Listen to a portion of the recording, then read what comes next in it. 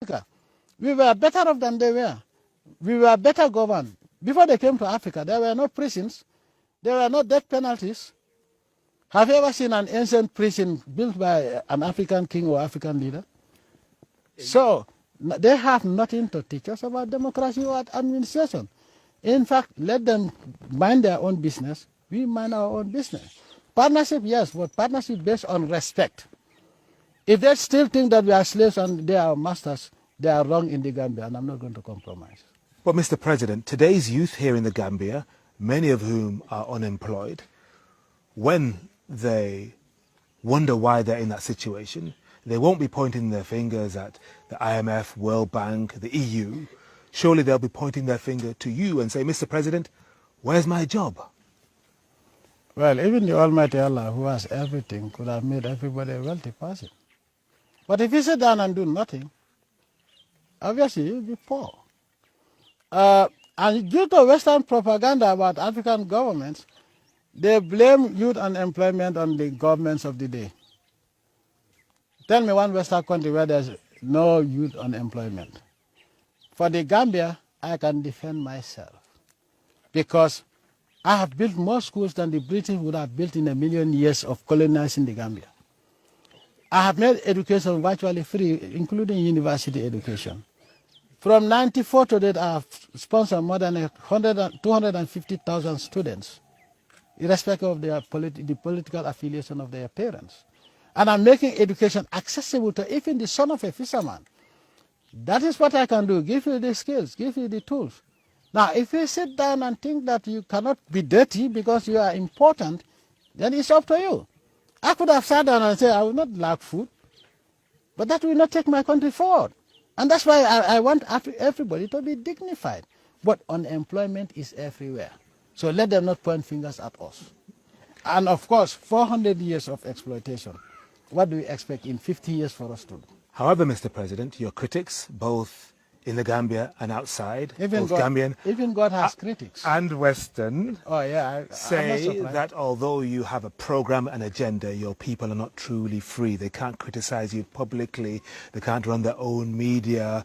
You still believe in the death penalty. If one is a homosexual, they have to flee the country. And they say that tarnishes your record. What do you say? I don't care what they say. Africans have never been homosexual. We have never seen homosexual frogs. I have cattle, I've never seen homosexual gay cattle. And homosexuality is detrimental to human existence. It's un-African, it's unethical, it's ungodly. Go to the Bible and the Quran. We are Muslims, and we believe in the Almighty Allah and what He says.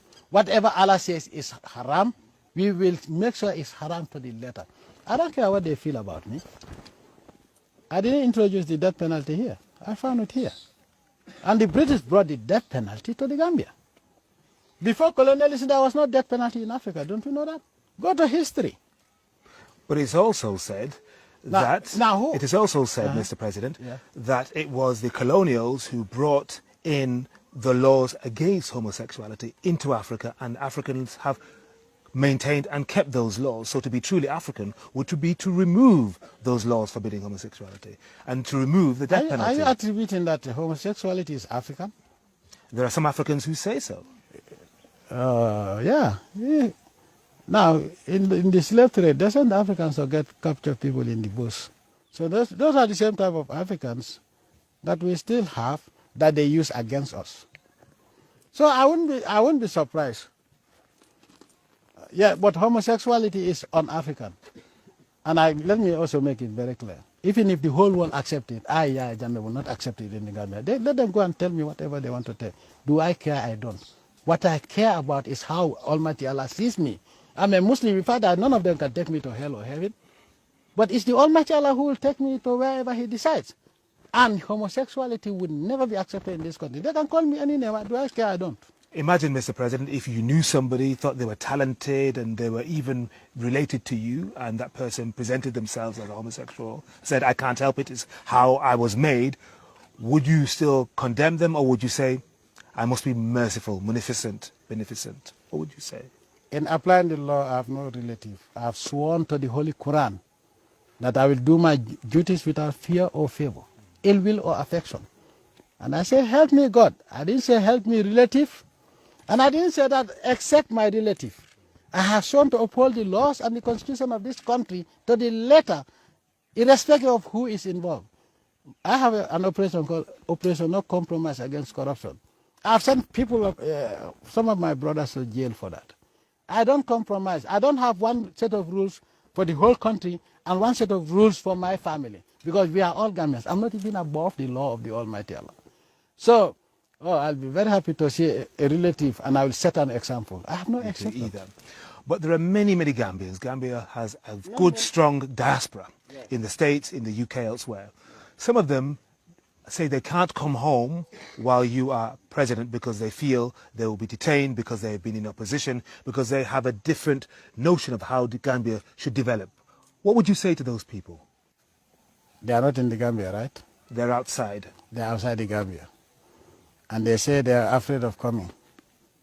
But there are thousands of Gambians also who come here every December to celebrate New Year and whatever. Thousands of Gambians in the diaspora. Those who commit offenses have no place in this country. And let me make it very clear. Let me make it very clear. You have about 2 million Gambians. And if you want me to sacrifice those 2 million Gambians, their well-being and their security and stability in this country, I will not. Yes, that's my philosophy. Yes. So they can stay there. Why would they want to come to the Gambia if they think that where they are free? Let them practice whatever they want.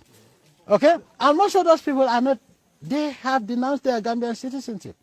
Now, those Western countries want to use them against my country to destabilize this country, they will find me here. And that's why they are afraid of coming to this country. Mr. President, you are known to be a devout Muslim. And Islam is very strong across Africa, but we have presentations of Islam in parts of Nigeria, other parts of West Africa, and even in Somalia, which some find extremely terrifying and frightening. What would you say to those people who believe their jihad is one of bombing and killing? They are not Muslims. They are just criminals. They are a disaster to humanity. They are an insult to Islam, and they should be wiped out. We're talking about the likes of Boko Haram, all Shabab. Of them, ISIL, they are all horrible agents of the West created to tarnish the image of Islam. The Prophet ﷺ conducted his jihad. He never burnt down one church. Remember, the churches were there before the Prophet ﷺ, before Islam. He never killed the Jews. He only fought those who fought against him as he was preaching. And those who repented, those captured and say, La ilaha illallah Sayyidina Muhammadur Rasulullah, they were released. These people shoot people that say, La ilaha illallah Sayyidina Muhammad Rasulullah, I'm a Muslim like you. For the sake of Allah and the Prophet, let me go. They execute people in cold blood. These are cold-blooded murderers that have to be wiped out. They have nothing to do with Islam. So what type of jihad are these people talking about? They are false. They are criminals. And we will not tolerate them in the Gambia. And Mr. President, this is my second time in the Gambia, and I see a country where Muslim and Christian are in harmony.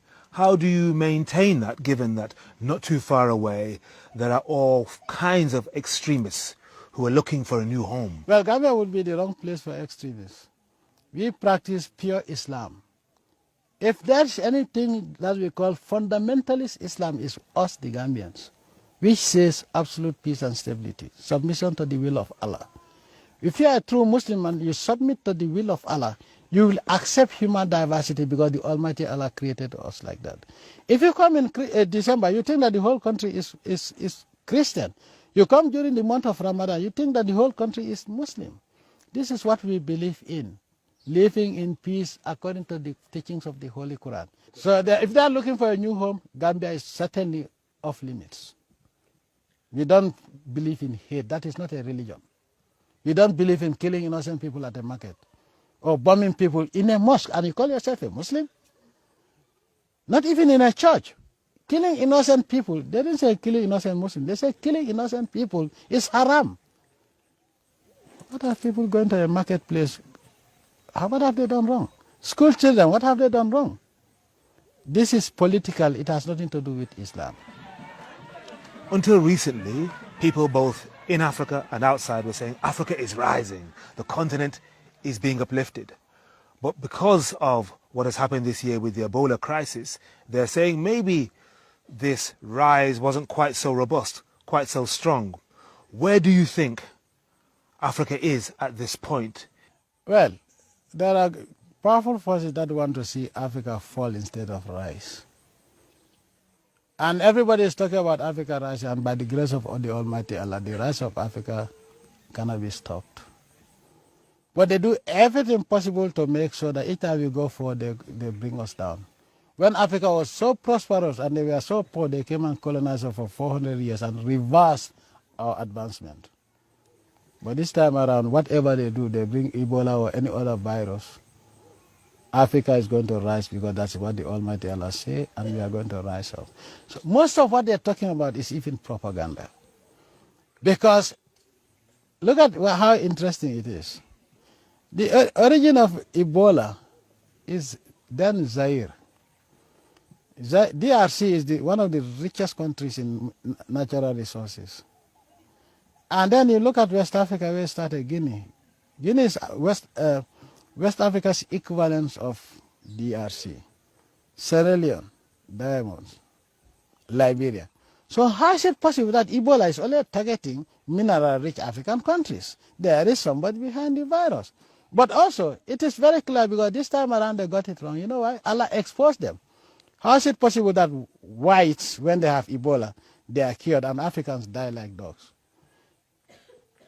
So this is the question I want to ask African. Africa will rise it whether the West like it or not. But we, the leaders of Africa, have to wake up. It's a question of leadership. President Yahya Jammeh of the Republic of the Gambia, thank you very much indeed for joining us on this edition of Face to Face from the Gambia. I'm Henry Bonsu. Thank you for joining us and keep on watching Press TV.